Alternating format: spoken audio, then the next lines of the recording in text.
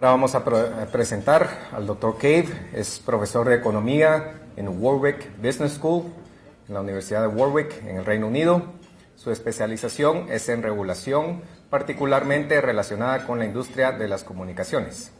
Es coeditor de Handbook of Telecommunications Economics, volumen 1, 2002, volumen 2, 2005. Fue el encargado de 2 reportajes administrativas del espectro radioeléctrico para el Reino Unido, incluyendo el renombrado Cave Report, presentado al gobierno británico. El profesor Cave ha asesorado también a varias entidades reguladoras, incluyendo Ofcom en el Reino Unido y a la Comisión Europea, así que por favor, la bienvenida al Dr. Martin Cave.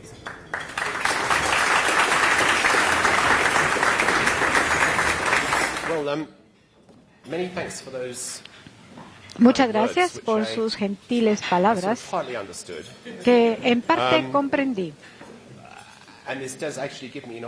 Y ello me da la oportunidad de hacer un comercial y decirles que el volumen 2 del Manual de la Economía sobre Telecomunicaciones va a ser publicado muy pronto.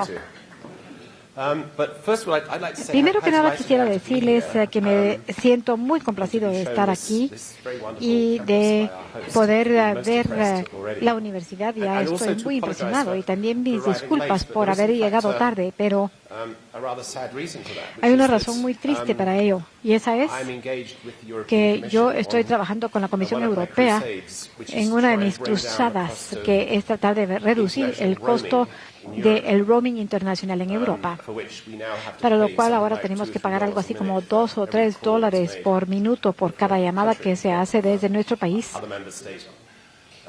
a otro estado que emplea a nuestras suscripciones nacionales. Y desafortunadamente, el miércoles y jueves de esta semana tuvimos lo que se llama una audiencia oral, que es una experiencia bastante desagradable, donde la Comisión tiene que, en esencia, verse asaltada durante más o menos 6 horas por las empresas que quieren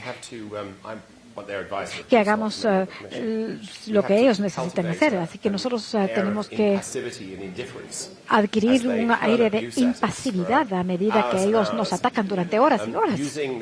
Y utilizar el lenguaje adoptado por los abogados en el mundo de habla inglesa, que consiste de una acumulación de adjetivos sobre políticas gubernamentales, y he enumerado algunas de ellas: irracional, incuestionable, incoherente,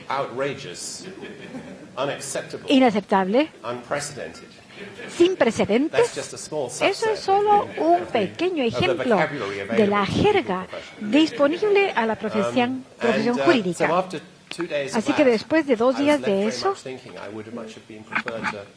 me quedé pensando que hubiera preferido haber estado en esta conferencia tan importante sobre tema tan importante e interesante del espectro. Muy bien. Lo que yo quisiera hacer en mis breves comentarios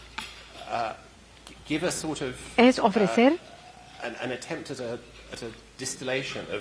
destilar la experiencia que tuve como un participante en las discusiones sobre el espectro en Europa, pero también como observador de estas discusiones en Europa, con la esperanza de que yo pueda darle algún discernimiento acerca de cómo fluyeron las conversaciones y los debates, y para aquellos de ustedes que estén ansiosos de lograr la liberalización del espectro más ampliamente, porque todos sabemos que en Guatemala este objetivo ha sido logrado en un grado sin precedentes al mismo principio del procedimiento, pero en otros países, Norteamérica, Europa, Asia y en otras regiones del mundo, que supongo que incluye los Estados Unidos, donde queda claro que el proyecto de reforma sobre el espectro no ha sido perfeccionado aún, como a veces dicen. Así que aquellos de ustedes que tengan interés tal vez tengan alguna idea de las cosas, de cómo van a marchar las cosas. Pero le quedará claro que no voy a hablar con la falta de interés que tal vez podría esperarse, porque yo creo muchísimo en la liberalización y en ciertas formas particulares de liberalización para las telecomunicaciones. Todos estamos familiarizados con la caja de herramientas, el mando y control, la comerciabilidad y la liberalización y diferentes tipos de comunes.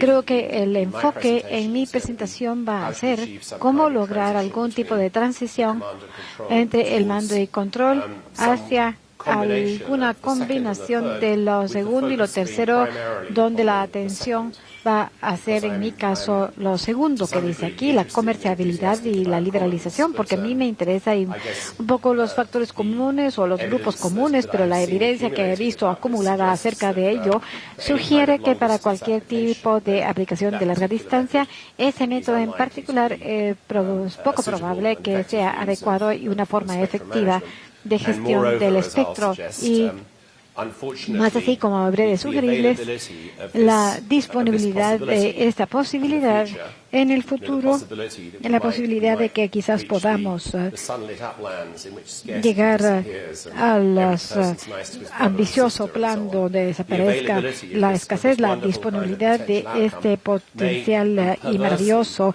resultado podría de forma perversa distraer a las personas de lo que tal vez sea la tarea más importante de centrar la atención en el establecimiento de algún tipo de liberalización del espectro, y por esa razón me siento un poco ambivalente acerca de los grupos que tienen factores en común, aunque yo sí he leído algo de la literatura sobre los grupos comunes, sobre las cosas, estudios de casos interesantes de grupos que tienen intereses comunes de diferente tipo. ¿Qué decimos los liberalizadores y qué problemas enfrentamos para tratar de convencer al resto del mundo? Porque el problema es que hablamos unos con otros, que es una cosa que disfrutamos, pero no es efectiva y no es necesario. En lo que se refiere al establecimiento de políticas públicas, lo que decimos es que si uno tiene algún tipo de mercado para el espectro va a gravitar a su uso más productivo. Yo nunca estoy seguro si la palabra gravitar está en el diccionario Penguin, no es... Lo voy a utilizar de momento porque me parece atractivo. La consecuencia de ello sería muy real e inmediata para los consumidores, porque como resultado las barreras al ingreso se van a reducir. Y hemos visto esto con mucha claridad en Europa, donde incluso sin nuestros métodos de mando y control para asignar el espectro para la telefonía en los últimos 20 años, a medida que los números de operadores han incrementado de 1 a 2 en algunos países europeos hasta 6 y 7, ha habido beneficios muy claros a los consumidores en lo que se refiere a los precios reducidos, precios más bajos y reducciones sustanciales en los ingresos que pueden obtener los operarios. Pero eso no es todo, es decir, las tecnologías existentes, porque se puede decir que es lo más importante, pero es un beneficio que no se puede cuantificar, porque uno va a querer buscar innovación y velocidad. Pero voy a volver a ese tema al final de mi presentación, donde quiero hablar acerca de algunas de las cosas que se han estado haciendo recientemente para facilitar acceso al espectro que es utilizado por los servicios públicos básicos, donde me parece que los beneficios potenciales de la innovación son muy grandes. ¿Cuál es el problema con este tema? ¿Cuál es el problema en lo que se refiere a los escépticos? El primer problema, creo yo, que todos tenemos que reconocer que este esfuerzo, este proceso va a tomar tiempo. Algunos de estos beneficios van a tomar mucho tiempo antes de que puedan lograrse. Con solo copiar las tecnologías existentes se van a ver beneficios, pero en lo que se refiere a realizar cambios de una forma más significativa en el equilibrio entre líneas fijas y líneas inalámbricas, desarrollar diferentes servicios que no se han soñado todavía, evidentemente va a tomar tiempo. Países como Guatemala, que han tenido un sistema liberalizado durante casi una década, casi una década, se espera que produzca ejemplos de cuál ha sido la diferencia entre la falta de liberalización y la liberalización. El segundo factor o problema es que la gente que está hablando a favor o en contra de la liberalización no debería estar diciendo cuáles van a ser los beneficios específicos, donde uno dirá, si nosotros permitimos la liberalización, vamos a poder tener la radiodifusión de la difusión de televisión en nuestros autos. No lo debemos decir porque no sabemos si eso es lo que toda la gente quiere decir, y no lo debemos decir tampoco porque entonces se crea una expectativa y podría después haber desilusiones, pero también hay la práctica de cuantificar la gama de beneficios, y yo no sé si hemos hecho referencia a los posibles beneficios de introducir la primera comercialidad, es decir, el cambio del usuario y después la liberalización, que es una cadena de usos, pero eso ha influenciado mucho, particularmente porque produce grandes números de usuarios. Y sé que hay otras personas en esta sala que han producido también grandes números para explicar los beneficios de la liberalización. No estoy viendo en particular a Tom, pero yo sé que él lleva a la práctica estos principios. Pero sí creo que uno obtiene beneficios de hacerlo. Y supongo que la Comisión podría encontrar personas que estarían dispuestas a desarrollar el marco en el que ello se podría hacer. Y me parece que tal vez valga la pena hacerlo simplemente para poder tener una base de conocimiento de los posibles beneficios. La otra cosa que yo en mi trabajo he encontrado útil es jugar con la carta de la tecnología, porque no hemos sabido muy específicamente lo que va a ocurrir con la liberalización, pero el punto es que hay muchas tecnologías que se emplean en diferentes contextos, por ejemplo, tecnologías que son empleadas por el ejército, que dado un espectro adecuado y técnicas de gestión adecuadas, podría mejorar tanto la eficiencia con la que utilizamos el espectro y, como consecuencia, permitiría que ingresen nuevas tecnologías y también reduciría los precios a los cuales estarían disponibles los servicios como consecuencia de acceder a eso. Esas tecnologías son tecnologías dinámicas, tecnologías que saltan no como una mosca, pero sino que como quien dice que están buscando su mejor opción. Y una de las cosas que fluye de estas posibilidades tecnológicas es que plantean la posibilidad de nuevas posibilidades comerciales para el uso del espectro, porque de momento, de acuerdo con un sistema de mando y control, con licencias específicas y con limitaciones al arrendamiento y cosas de esa naturaleza, las oportunidades de tener una intermediación más sofisticada en el espectro, particularmente la forma de intermediación en donde uno toma la falta de la escasez y lo vuelve a acceso cuando se necesita, esas cosas entran en juego. Y puesto que soy economista y no tecnólogo, yo tengo una tendencia a pensar en los beneficios que se obtendrían al quitar las restricciones en las instituciones, no necesariamente restricciones jurídicas, sino que de facto prácticas que podrían producir beneficios significativos. Sin embargo, digo nuevamente, sí,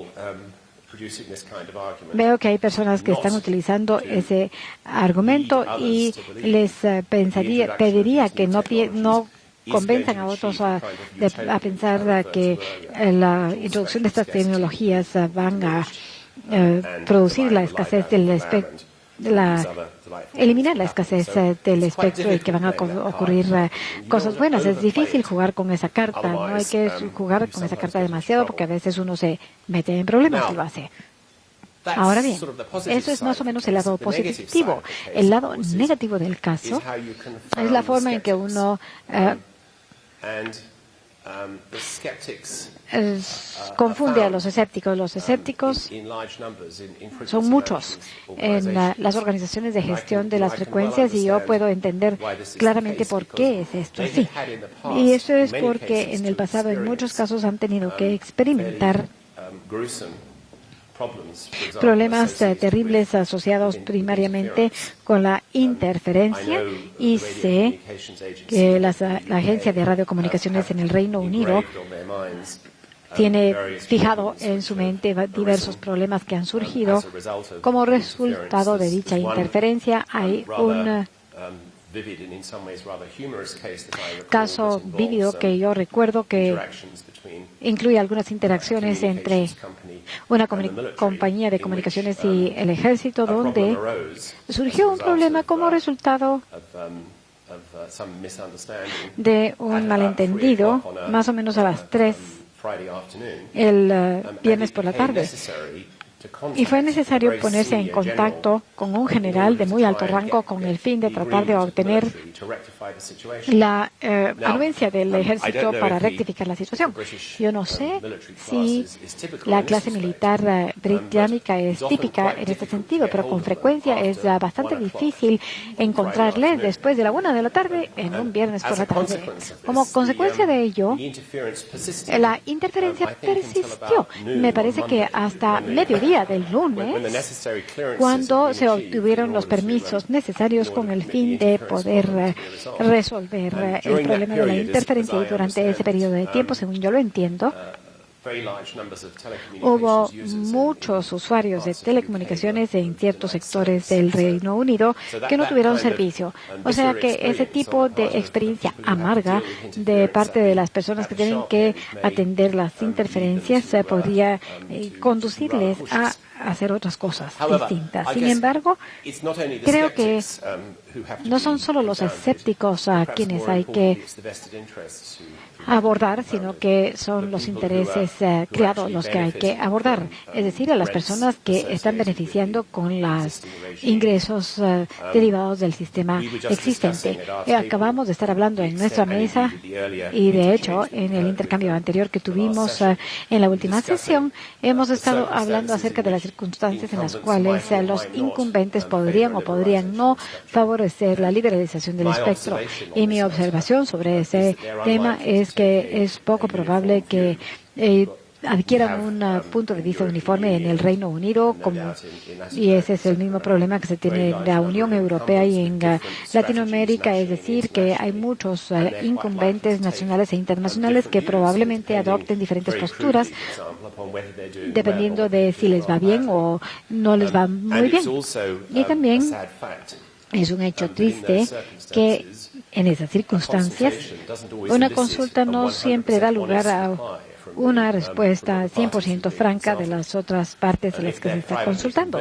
Y si eso quiere decir que no hay probabilidad de que la liberalización se vaya a dar, entonces podría tal vez ser ingenuo expresar interés sobre un proyecto que nunca va a volverse realidad. Entonces, el hecho de necesitar abordar a los escépticos y a los intereses creados son cosas muy importantes. Es un conjunto muy directo de argumentos el que ocurre. Yo he participado en debates sobre ese tema en muchas ocasiones y siempre surgen, y eso no es sorprendente porque cada uno puede ser un grave problema. Tendrán ustedes la oportunidad de hablar de muchos de esos temas, o habrán tenido la oportunidad de hablar de ellos, pero para el propósito de esta reunión quiero señalar algo acerca de las ganancias voluntarias o intencionales. Si usted es un economista, es tentador decir, bueno, no nos preocupemos acerca de las ganancias intencionales, porque estamos operando con un sistema en el país que va a transferir los costos en el caso de que se obtengan ganancias que son el resultado de efectos negativos, pero podríamos perseguir en su lugar buscar una eficiencia en el mercado si la gente a la que se le ha asignado espectro por medio de un mecanismo administrativo se le convence a utilizar ese espectro y se le da el derecho de comerciar con ello, siempre y cuando lo puedan hacer. Por supuesto que eso depende de si lo van a hacer o no lo van a hacer, pero si eso ocurre no es un gran desastre. Yo estoy bastante de acuerdo con ese punto de vista, pero en mi experiencia en el Reino Unido no funciona, simplemente no funciona, porque podría convencer a algunas personas de que lo hagan y a algunas personas que acepten la propuesta. Pero, digamos, si una empresa del Reino Unido recibe derechos de propiedad con respecto o como resultado de una liberalización de espectro, o si el proceso de liberalización provoque la devaluación del sistema, entonces se convierte en un riesgo político que los políticos deberían estar dispuestos a asumir. Pero en mi experiencia, ellos simplemente no se preparan para hacerlo. Cuando yo emprendí una tarea para un estudio de la reforma del espectro para el Departamento de Finanzas del Reino Unido, yo intenté hablar de este tema, pero este era un momento en el que el Ministerio de Finanzas tenía mucho dinero, y ahora la mayoría de los ministerios de finanzas en Europa están casi completamente en quiebra. Entonces, las probabilidades de que ellos estén dispuestos a ceder las oportunidades de obtener ingresos soportado por una campaña moral va a ser fuerte. Eso es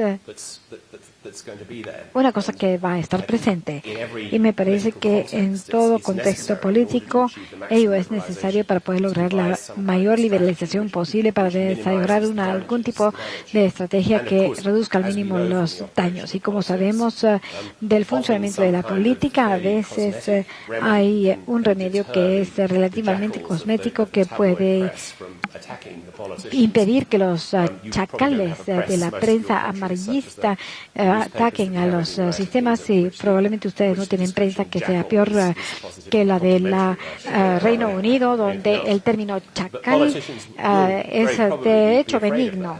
Pero los políticos estarían temerosos de esos chacales y adoptarían medidas, y una de las tareas que deberíamos realizar es tratar de encontrar métodos que parezcan atender el problema de ganancias que son el efecto de cosas negativas, pero en lugar de ello tener efectos muy poco restrictivos sobre los efectos de las fuerzas del mercado.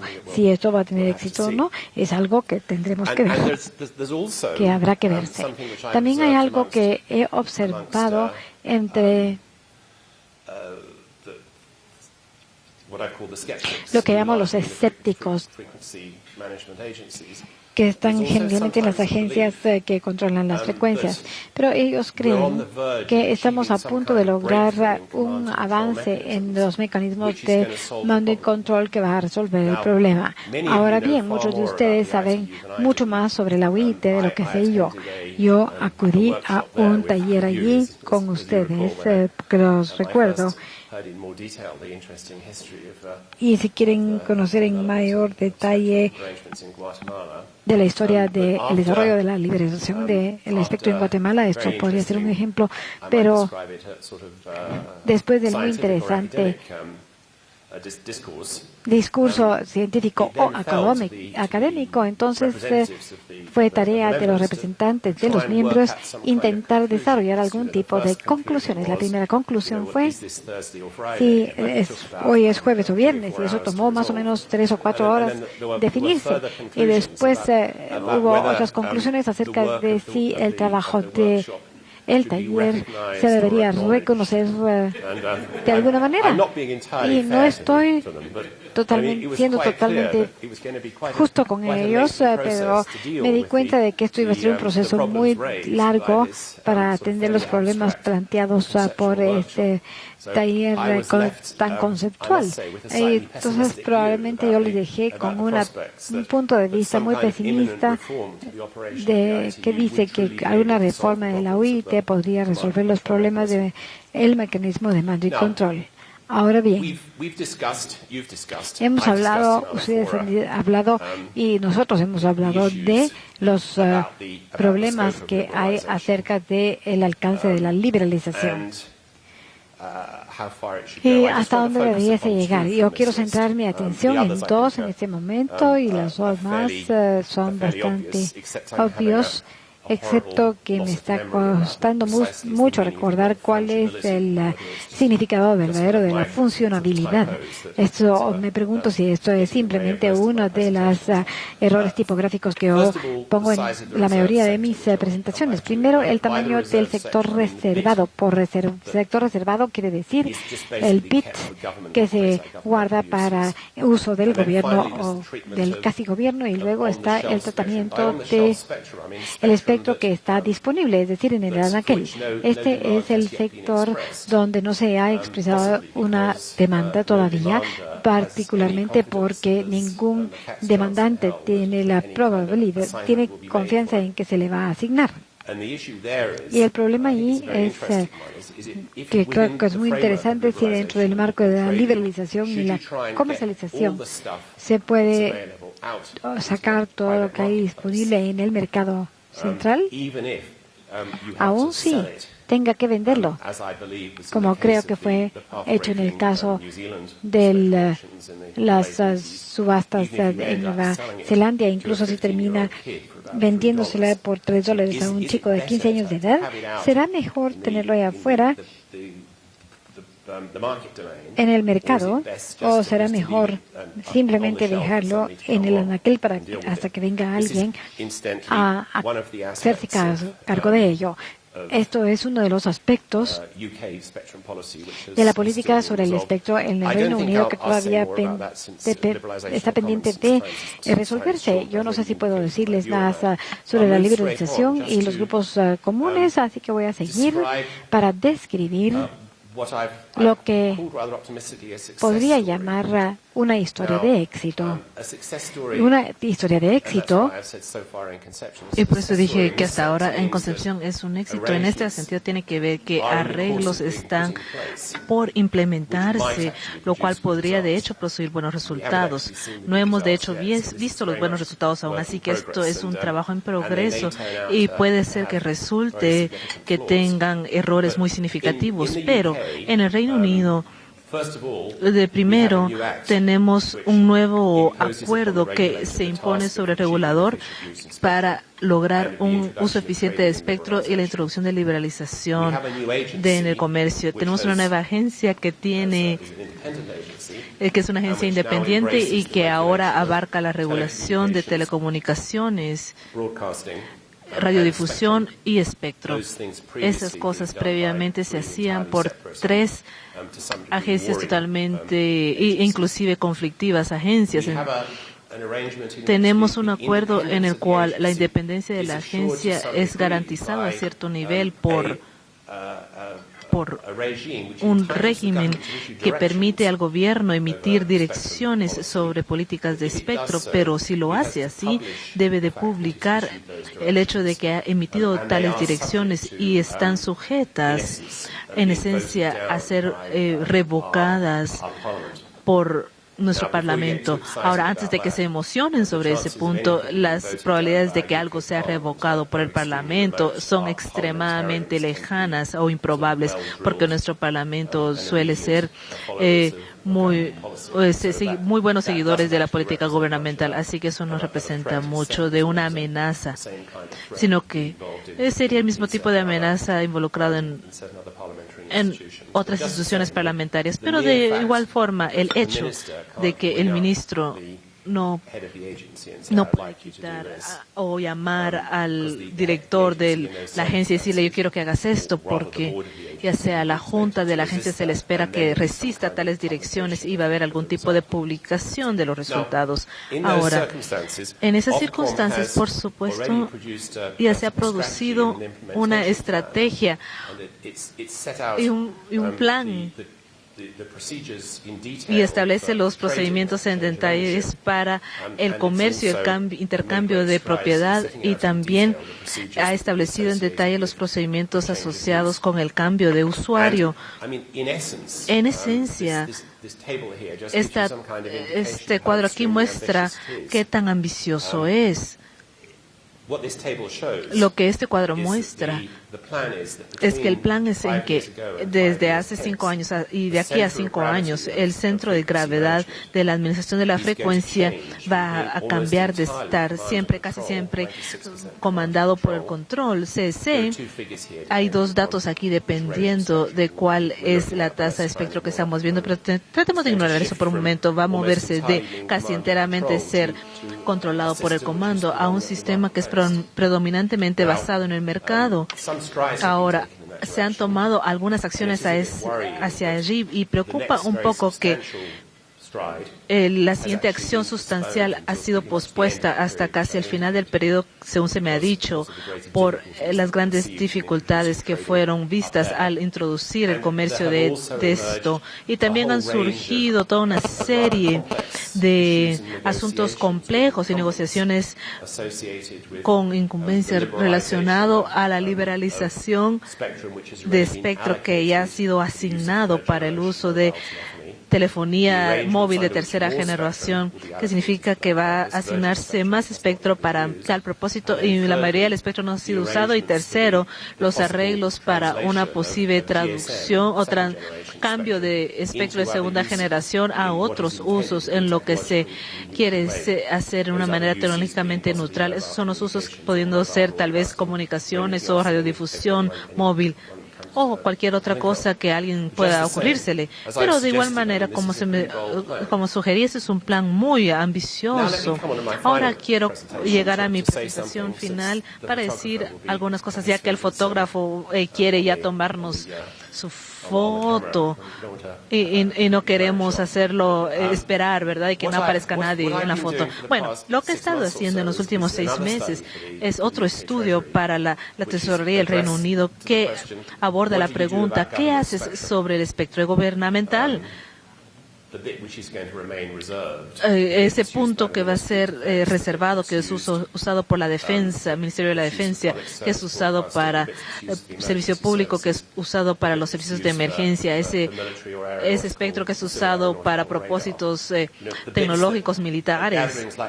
En cosas como estas usualmente no hablamos de eso, porque no tiene que ver con comunicaciones o servicios de difusión, pero sin embargo representan una gran cantidad del espectro y puede ser hasta 30-40% el reservado aquí. Así que la pregunta es, ¿dónde encaja esto en el espectro? Bueno, la perspectiva que nosotros tomamos en el Reino Unido, y esto estuvo presente en mi informe inicial, donde el gobierno ha adoptado, aunque yo sé que en una manera mínima, es que uno debe, de hecho, darle precio a ese espectro, poner un precio para eso, y entonces las agencias que lo han usado, el Ministerio de la Defensa, las autoridades de aviación, la policía, esos que usan para atrapar a los malos, deben de pagar entonces ese precio, así como pagaron a la empresa eléctrica por la electricidad que usaron. Ellos también tendrían que pagar a la agencia de espectro por el espectro que ellos usaron, aunque fuera a propósitos gubernamentales. Esto no fue recibido popularmente por las agencias, y uno de los resultados de esta oposición es que han bajado los precios a pagar a niveles muy bajos, y como consecuencia la propiedad y el incentivo es muy limitado. Así que yo creo que es claro que si eso va a funcionar, y ya sea que funcione en algún contexto presupuestal donde las agencias tienden a tener limitaciones suaves presupuestales en vez de limitaciones duras presupuestalmente hablando, sino que esas limitaciones suaves asociadas con negociar con el ministro de Finanzas de cuánto vas a poder gastar cada año. Así que si ese problema puede ser resuelto, entonces es casi obvio para nosotros que necesitamos buscar más, reforzar los incentivos. Por ejemplo, para el Ministerio de la Defensa necesitamos, cuando ellos están promulgando sistemas de armamentos, hay que asegurarse que costos de espectro sean incluidos como parte del proceso de decisión.